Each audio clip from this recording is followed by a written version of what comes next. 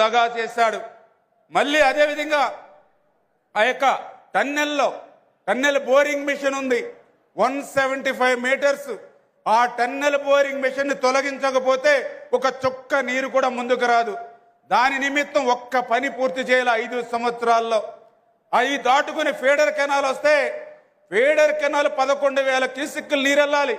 కానీ చూస్తే వర్షాలకి 10-20 క్యూసెక్కులు నీరు వస్తే ఫీడర్ కెనాల్ గండ్లు పడేటువంటి పరిస్థితుల్లో మళ్ళీ ఈరోజు చంద్రబాబు నాయుడు గారు వచ్చి 460 కోట్ల రూపాయలు శాంక్షన్ చేసి ఈరోజు ఫీడర్ కెనాల్ పనులకి ఈవేళ శంకుస్థాపన చేసినటువంటి పరిస్థితి.